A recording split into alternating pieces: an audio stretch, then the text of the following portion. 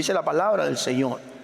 En un momento el salmista David dijo: ¿por qué te abates, oh alma mía? Espera en Dios, porque aún he de alabarle. Muchas veces nosotros necesitamos escuchar lo que estamos cantando, escuchar lo que creemos.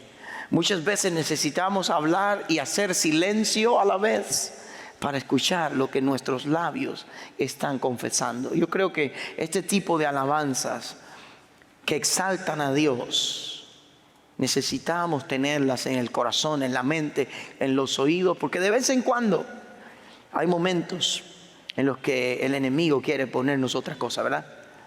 Yo quiero dar la bienvenida a todos y quiero hoy cerrar esta carta que nos ha tenido por meses estudiando verso por verso, y es la carta a los Hebreos. Si usted está siguiendo esta serie, avanzando hacia la meta, la carta a los Hebreos trata de la superioridad de Cristo en todo.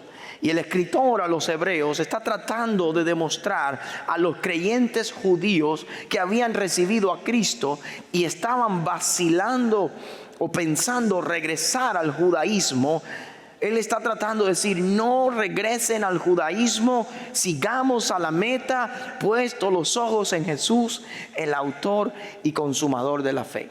El escritor demuestra que Cristo es superior a los ángeles, superior a la ley, superior a Moisés, el sumo sacerdote, el gran pastor.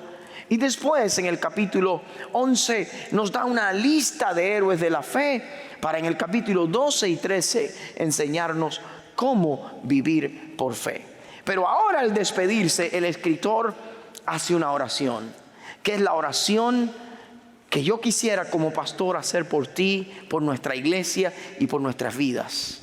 Y en Hebreos capítulo 13, ahora la oración del escritor cerrando la carta es una doxología, es un cierre alabando a Dios y exaltando a Dios por todo su carácter. Y en el verso 20 y 21 del capítulo 13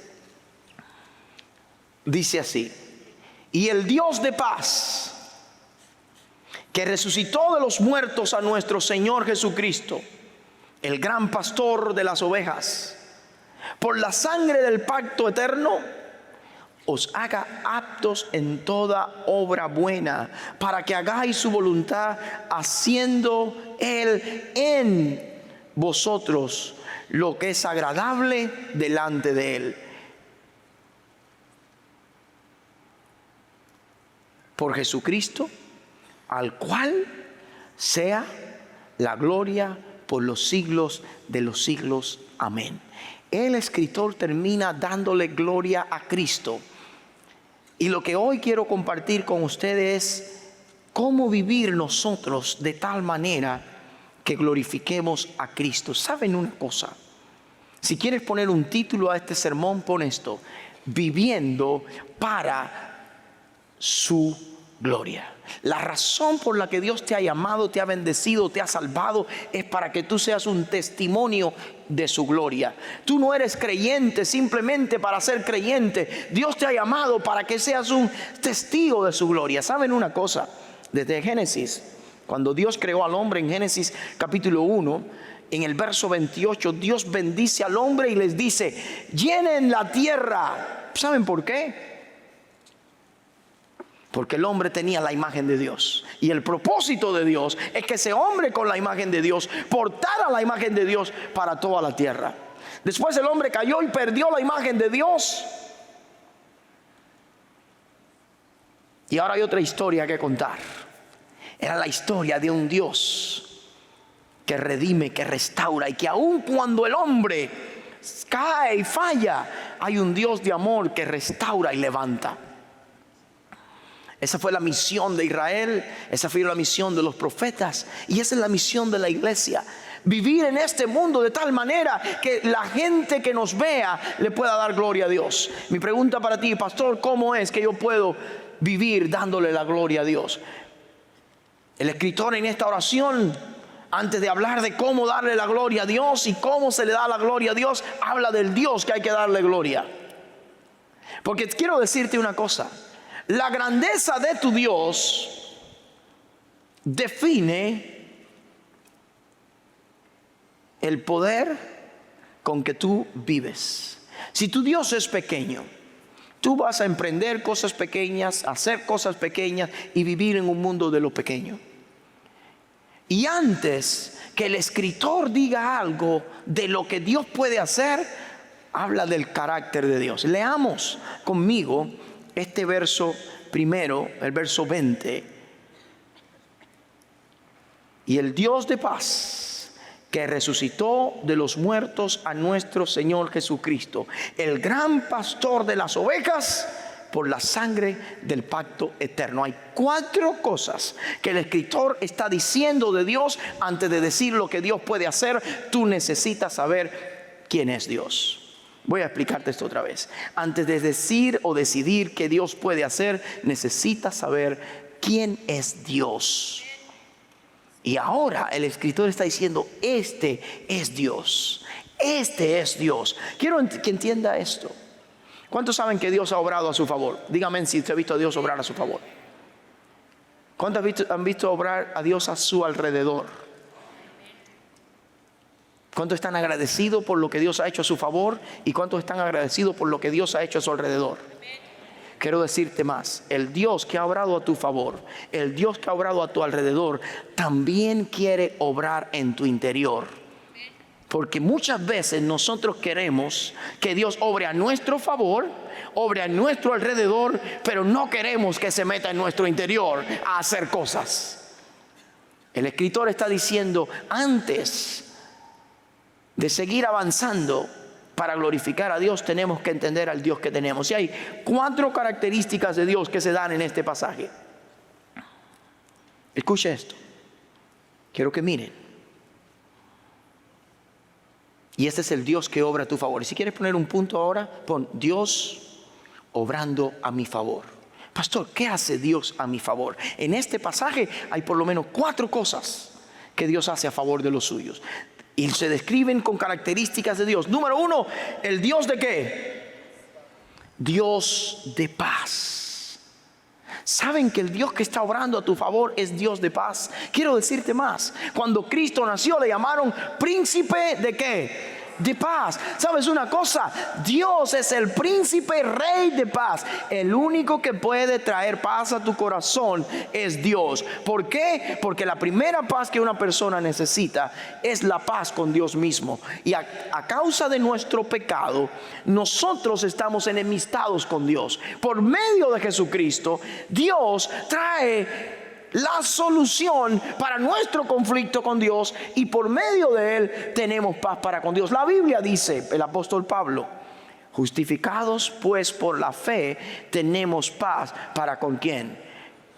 La primera cosa que Dios es un Dios de paz, y trae paz a tu corazón. Antes, quiero decirte esto, antes de que tú puedas tener paz con los que te rodean, con los que son como tú o los que no son como tú, con los que viven contigo, tienes que tener paz con Dios. Antes de tener paz contigo mismo, muchas veces nosotros perdemos la paz interior. Y si yo no tengo paz, yo no puedo vivir tranquilo. Algo está pasando en mi vida. Quiero decirte, si has perdido la paz, Dios es un Dios de paz. Si has perdido la paz interna, Dios es un Dios de paz. Si has perdido la paz con los que te rodean, Dios es un Dios de paz. Pero si no tienes la paz con Dios, primero no tendrás la paz con nadie. Y la única manera de tener la paz con Dios es cuando tú vienes a Jesucristo como tu Salvador. Ahora, no solamente se describe a un Dios como Dios de paz, mire el carácter de Dios, es Dios de paz, sino también dice, ¿quién resucitó a qué? ¿A Cristo de qué? Si Dios es Dios de paz, también resucitó a Cristo de qué? De los muertos. No solamente tenemos un Dios de paz, tenemos un Dios de poder. Anota esto. Porque como mismo Dios te da paz, tiene poder para hacer milagros. Por ejemplo, pensemos en el poder de Dios cuando llamó a Moisés. ¿Recuerdan? Los que leían esta carta entendían quién era Moisés perfectamente. El Dios de poder que llamó a Moisés le dijo, yo te saco. No es posible, Señor, yo te saco. ¿Cómo lo vas a hacer? Con mano poderosa. El Dios de poder que sacó a los hijos de Israel de la esclavitud de Egipto, también abrió el mar para que pasaran en seco cuando nadie creía que había posibilidades, y sepultó a sus enemigos y con su poder los condujo a la tierra prometida. Es simplemente un avance de lo que el poder de Dios puede hacer en tu vida. El poder de Dios en tu vida también te puede liberar de la esclavitud del pecado, puede abrir puertas donde parecen estar cerradas, puede traer victoria sobre tus enemigos, y por su poder podemos ir seguro a la vida eterna confiando en Él. No solamente tenemos un Dios de paz, tenemos un Dios de poder. Y el Dios de paz que resucitó a Cristo de los muertos. Ese es el Dios que tenemos. Ahora dice un poco más ahí, algo más de Dios. El gran ¿qué? Pastor de las ovejas. Tal vez usted no sabe lo que es un pastor de ovejas en la sociedad en que vivimos, porque nunca ha visto uno. Pero para los lectores originales de esta carta estaba claro que Dios era un pastor. El Salmo 23, ¿cuándo lo saben de memoria? Jehová es mi pastor y nada me faltará. En lugares de delicados pastos me hará descansar, y junto a aguas de reposo me pastoreará y confortará mi alma. Me guiará por sendas de justicia por amor de su nombre. Aderezas mesas delante de mí en presencia de mis angustiadores, unges mi cabeza con aceite. Y aunque ande en valle de sombra de muerte, no temeré mal alguno, porque tu vara y tu cayado me infundirán ¿qué? ¿Saben una cosa? Dios no solamente trae paz y trae protección, Dios es pastor. Dios cuida de su pueblo. Y si usted tuviera tiempo para mirar el Salmo 23, tiene que entender esto. Parte de la responsabilidad de un pastor es la provisión. Jehová es mi pastor y nada que me faltará. En lugares de delicados pastos me hará descansar, junto a aguas de reposo me pastoreará, confortará mi alma y me guiará por sendas de justicia por amor de su nombre. Pero dice, pondrás mesas delante de mí en presencia de mis angustiadores. No solamente la función de un pastor es provisión, sino también es protección. El escritor nos está diciendo, tenemos un Dios de paz, tenemos un Dios de poder, pero tenemos un Dios que por ser pastor tiene para nosotros provisión, tiene para nosotros protección y tiene guía. Un pastor guiaba a las ovejas al lugar correcto. Muchas veces tú y yo queremos ir en nuestra propia dirección, haciendo lo que bien nos da la gana, y sentimos la vara de Dios caer sobre nosotros. ¿Saben por qué? La vara de Dios, la puerta cerrada de Dios, el momento duro en tu vida que viene de parte de Dios, es una muestra del amor de Dios para ti, porque te ama tanto que no quiere que vayas en la dirección equivocada. Y muchas veces es la vara de la corrección de Dios la que nos trae al camino correcto. El escritor está diciendo, este Dios que es Dios de paz, este Dios que es Dios de poder, este Dios que es pastor, no solamente es eso. Dice más. ¿Qué dice el verso? Ayúdenme. Por la sangre del ¿qué? Del pacto eterno. No solamente un Dios de paz, de poder, pastor, es un Dios de pactos. ¿Qué significa que es un Dios de pactos, pastor? Lo que significa que el Dios que tú y yo servimos es un Dios de pactos es que cuando Él se compromete a hacer algo, no lo abandona, aun cuando nosotros somos infieles. Cuando este Dios que hizo el pacto con Abraham, recuerdan, los hebreos entendían esto. Sacrificó a Abraham a los animales y Dios pasó entre los animales por gracia, garantizando que aun si Abraham no cumplía, Dios seguiría siendo fiel. Hemos creído en un Dios que es un Dios que cumple todas sus promesas. Es un Dios de pacto, y el pacto más grande que ha hecho es el que hizo con la sangre de Jesucristo. Si en aquel momento de la Pascua la sangre de un cordero garantizaba la salvación para el pueblo de la esclavitud de Egipto, quiero decirte, en este momento la sangre del pacto de Cristo garantiza la liberación de la esclavitud del pecado para todos aquellos que creen en Cristo. Hay una sangre que habla mejor que la de Abel, y es la sangre de Cristo, que es el pacto eterno una vez y para siempre. Cuando Cristo dio la cena a sus discípulos, les dijo: esta es mi sangre, que es un nuevo pacto. ¿Sabes una cosa? ¿Has podido ver las dimensiones de al Dios que se está orando? ¿Un Dios de qué? De paz. ¿Un Dios de qué? De poder. Un Dios pastor y un Dios de pactos. ¿Cuántos han visto a ese Dios obrando a su favor? Diga amén si lo ha visto. Dele un aplauso al Señor si lo ha visto alguna vez. Hay un aplauso fuerte, Señor. Gracias, gracias, gracias. ¿Cuántos han visto a ese Dios de pactos obrando a su alrededor? Pero déjame decirte algo. Él quiere también obrar en tu interior. Y muchas veces nosotros queremos darle a ese Dios lo que está pasando a nuestro alrededor, lo que está pasando en nuestra familia, lo que está pasando en nuestra finanza, lo que está pasando en nuestra salud, pero no queremos darle lo que hay adentro del corazón. Y es ahora cuando el escritor dice: no solamente un Dios que obra a tu favor. Escribe esto.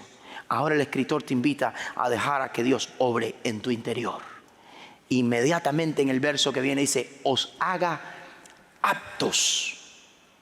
Anota el segundo punto esta tarde. Para poder vivir para la gloria de Dios, primero tienes que saber que Dios ha orado a tu favor, se llama salvación. Pero que Dios quiere entrar y obrar en tu interior, se llama santificación. Dios no solamente quiere arreglar los problemas que están a tu alrededor, quiere arreglar el problema de tu corazón. ¿Quieres dejarlo? Amén. Un solo amén. ¿Quieres dejarlo? Hace un tiempo yo tuve una operación de apendicitis y un dolor fuerte me atacó en la madrugada. Y me levanté por la mañana vomitando y sintiéndome súper mal. Y el dolor era tan fuerte que le dije a mi esposa: llévame al hospital.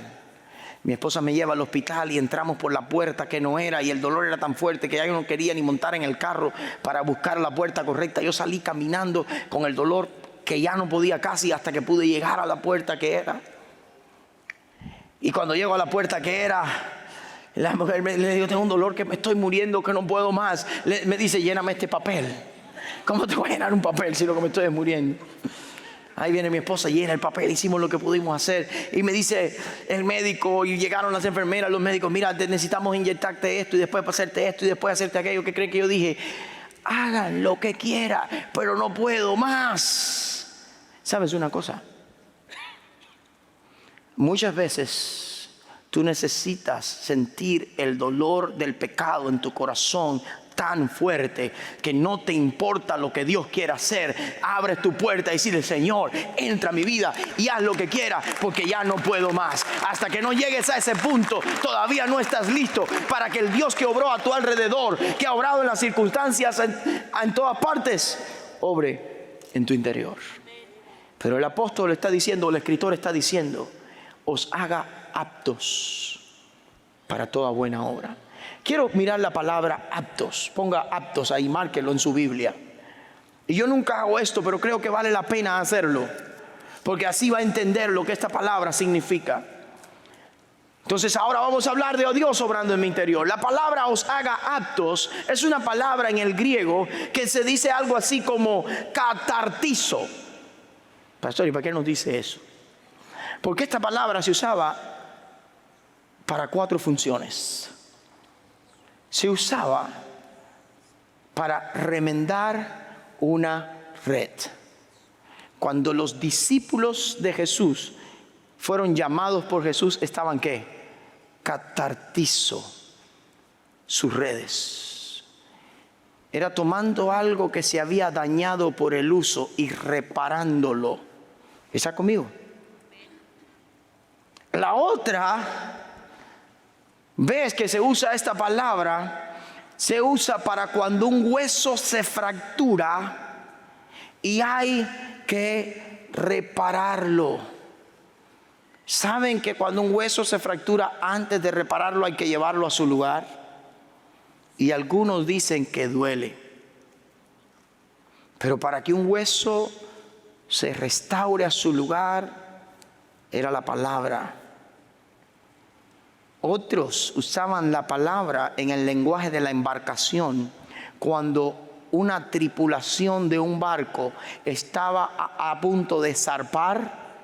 Tenían que catartizo, preparar el barco, revisarlo bien y equiparlo con todas las cosas para poder hacer una travesía exitosa, aún contra vientos, tempestades, mareas. El barco tenía que estar listo para navegar. Y la otra vez que se usa esta palabra es cuando se entrenaba o cuando se equipaba a un ejército para la batalla. ¿Saben lo que dice el escritor? El Dios que es Dios de paz, que es de poder, que es pastor y que es un Dios de pacto, es el único que puede remendar tu vida. Es el único que puede reparar tus huesos quebrantados. Es el único que puede equipar tu vida para enfrentar las tormentas que el enemigo y la vida te traerán. Y es el único que puede entrenarte y prepararte para la batalla espiritual que tienes por delante. La palabra del Señor dice: y el Dios que es todopoderoso te equipe. ¿Saben? ¿Quieres dejar a Dios entrar en tu vida para remendar, para restaurar, para prepararte y equiparte? Es tu decisión. Hay muchos de nosotros que hoy necesitan decirle: Dios, no solo lo que has hecho por mí para salvarme, haz algo en mí para transformarme. Muchos de nosotros necesitan decir: Dios, no solo te doy mis circunstancias, también te doy mi corazón. Repáralo, porque el dolor del pecado ya no es soportable. Es solo Dios en ti quien puede hacer que tu vida cambie. Eso se llama santificación. Lo que Dios hizo por ti, salvación. Lo que Dios quiere hacer en ti, santificación. Quiero decirles más.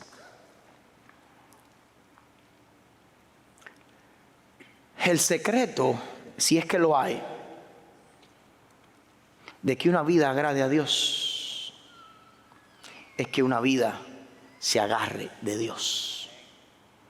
El problema con muchos que nos llamamos cristianos es que queremos que Dios tome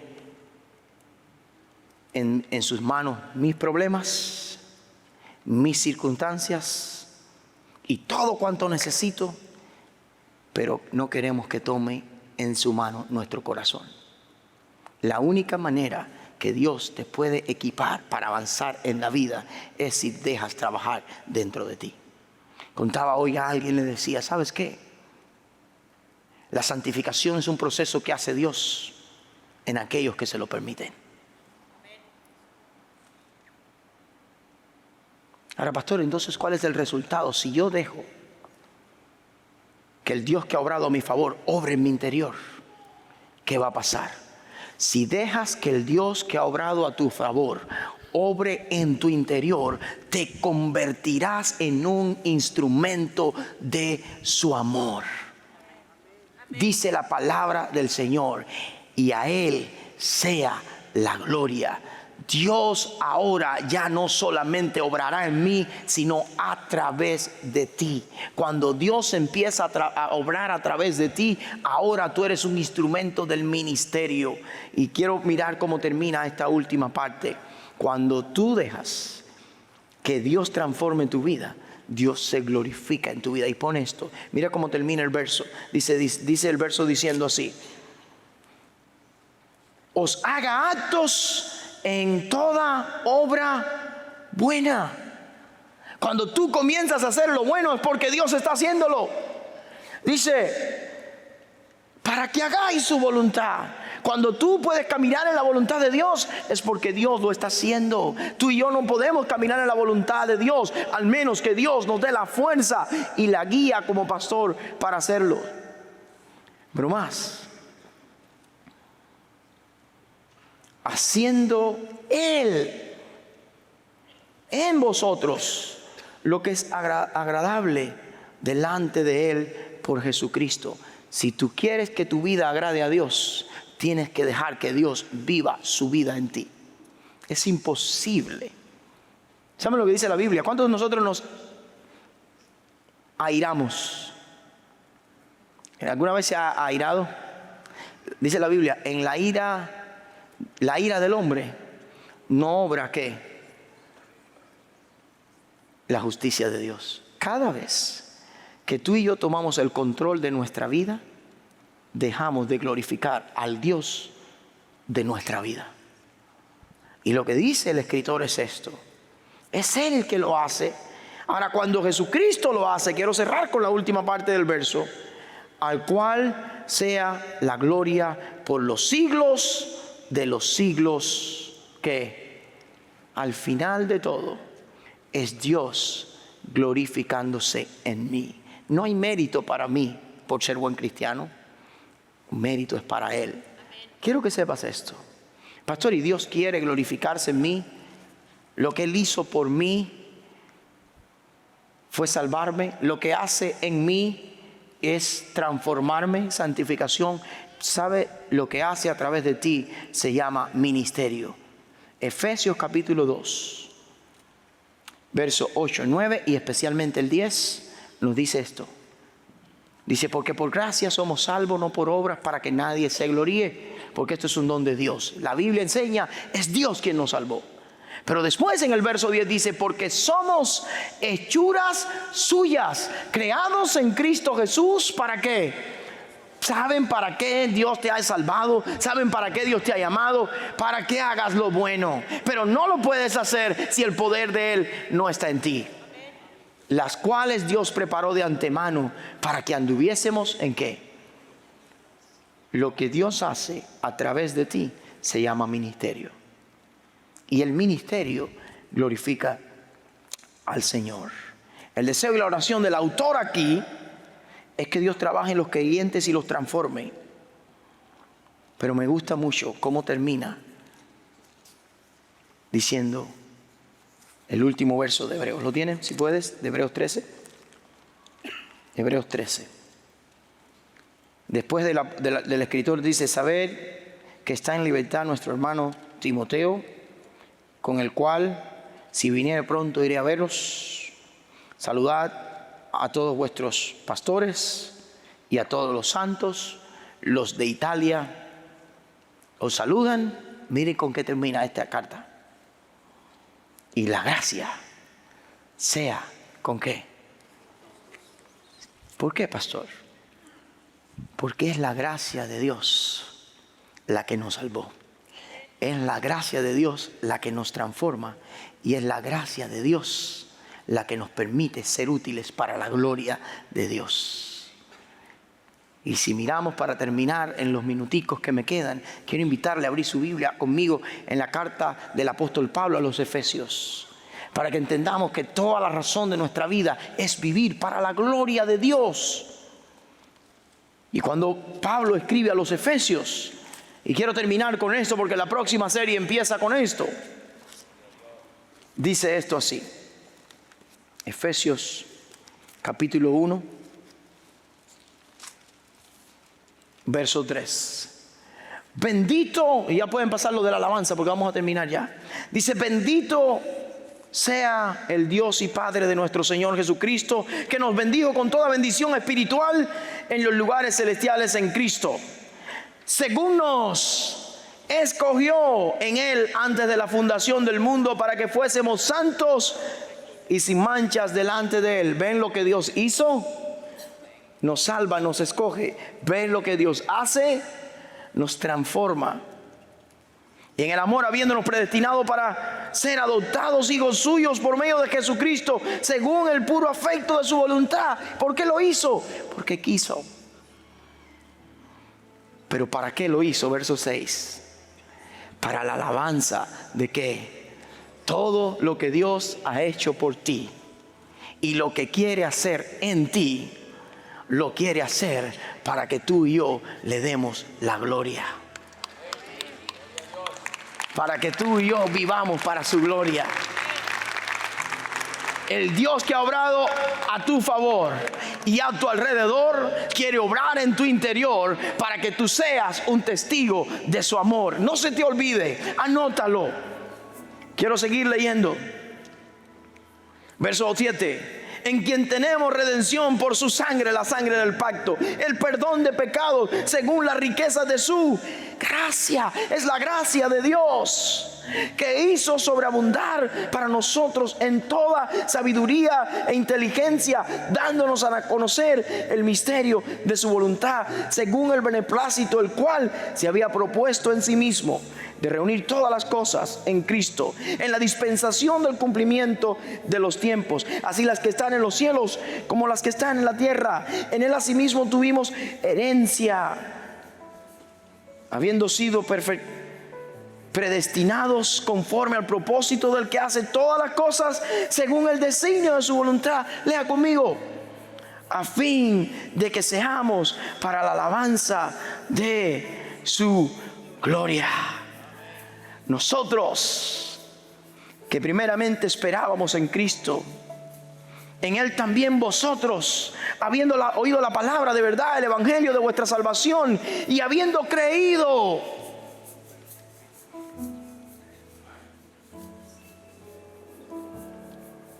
fuiste sellado con el espíritu de la promesa, que es las arras de nuestra herencia, hasta la redención